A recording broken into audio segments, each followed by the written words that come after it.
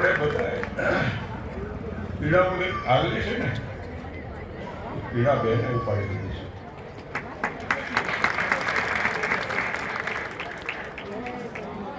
મને તો કલ્પના જ નથી હું કેવી રીતે આવું છું. કોઈ તો હોય કે આપણો હાર ઉપાડી શકે. આજે બધા ત્યારે એક એક માળા બધા વધારે કરવું જોઈએ. આપણી પીડા એમને માથે લીધી છે અને ભગવાન એમને એટલી શક્તિ આપે કે એ પીડાની સહન કરીને પણ દ્વારકાધીશના ચરણ સુધી પહોંચવાના છે. પણ આ આપણું આદાન પ્રદાન છે. બીજી વાત કરું, આ 21મી સદી કેમ શું કહેવાય કે 25મી 21મી સદી 21મી સદીમાં અકલ્પનીય છે.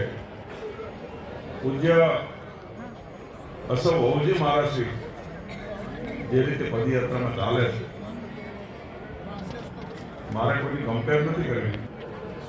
આ સમય વયો ગયો મેં મોઢું ઢાંકીને રાખું, પણ આજે પણ ભગવાન સ્વામિનારાયણની સ્થાપિત દિવ્ય પરંપરામાં ધર્મકુળ પરિવારના હવા અને પ્રકાશ કાંઈ અંદર ન જાય. એમાં ચાલવું નાનું તપ નથી, સમજી લો. હું તો એમ જ માનું છું કે બચુભાઈ એન્જિન બે લાલી રાજાશ્રી પણ બધાયા છે. હવે સ્કૂલના બારમાં આપણું તો કઈ હાલે નહીં. જ્યાં સુધી ન પહોંચો ત્યાં સુધી યાત્રામાં રહેશે.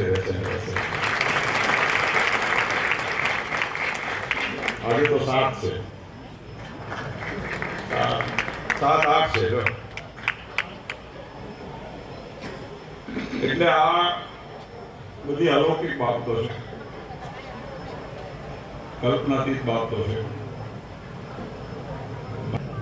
બેન માથે નાખી દો, જેમ ભગવાન દ્વારકાધીશ કૃષ્ણએ પોતાની કચરી આંગળીએ ગોવર્ધન તોડી દીધો હતો.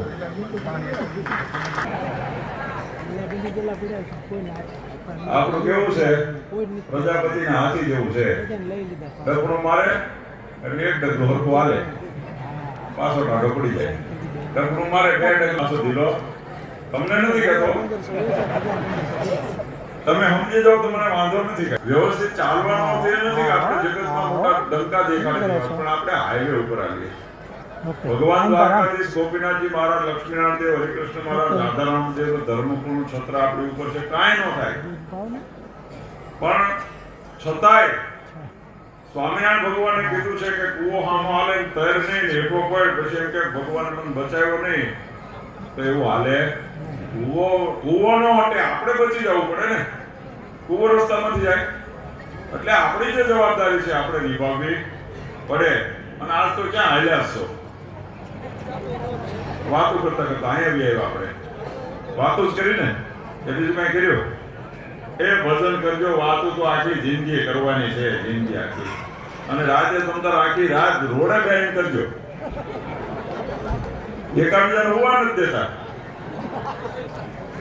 કાલથી ભાઈ જો હવે મને મોબાઈલની ફરિયાદ આવીને ચાર્જરના કોર્ડ લગાડતો નહીં ભાઈ, કેમ કે લાઈટ વિક્રમ